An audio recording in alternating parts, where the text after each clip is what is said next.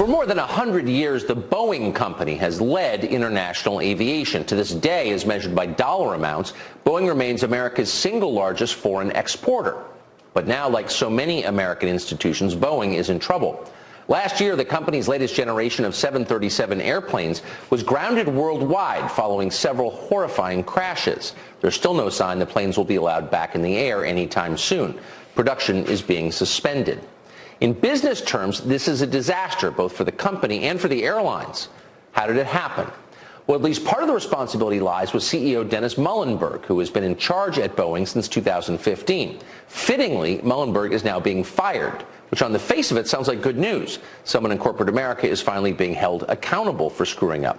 But before you celebrate, wait for the fine print. According to recent SEC filings, Muilenburg is walking away with more than $26 million in cash and stock. $26 million. That's his punishment. And by the way, that figure could more than double to over $50 million, depending upon the final terms of the settlement. Here's some context for how much money that is. A rank-and-file employee at Boeing might make $60,000 a year. That's a decent salary in many places.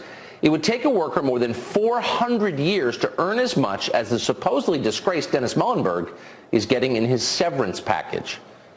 In other words, for his work presiding over deadly airplane crashes, Muilenburg is walking off with enough money to pay the median income for 420 American households. And if that sounds perverse to you, keep in mind, it's no longer unusual. Since 1978, CEO salaries at America's largest corporations have risen by a factor of more than 10. Meanwhile, and this is the critical point, average workers have seen their wages stagnate, in some cases decline. In 1965, CEOs in this country earned 20 times as much as regular employees. As recently as 1989, they out-earned employees just 58 to 1. Today, that ratio has risen to 278 to 1. No wonder people are sending money to Bernie Sanders. That's what happens when you abuse the system.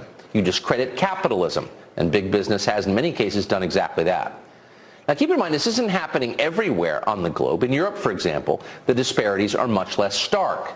Airbus CEO Tom Enders made $10 million in 2017. That's a lot, but it was half as much as Boeing's Dennis Muilenburg made, and Airbus planes didn't even crash. This is an ugly trend, but it's actually worse than that. It's dangerous for our country. Why? Well, because when normal people see their lives getting worse while failures like Dennis Muilenburg get rich beyond description, many, not surprisingly, conclude that our system is rotten and not worth keeping. And the polls show that's happening right now. Attitudes are changing fast. Thanks to stories like this one, Americans are warming, shockingly, to socialism. 6 months from now, a socialist could be the Democratic nominee for president. In a few years, this could easily be a socialist country. What would that look like? Well, of course, it would be a disaster. Socialism doesn't work. It never has worked, especially not in sprawling, diverse countries like this one. Under a socialist regime, lives get dramatically worse, while demagogic morons like Alexandria Ocasio-Cortez would become vastly more powerful. That's socialism. You think America is stratified and unequal now? Wait till we get a socialist system. It will be so much worse. That's coming, by the way, and at high speed. Why? Because mindless Chamber of Commerce libertarianism has allowed greed and stupidity to flourish in corporate boardrooms.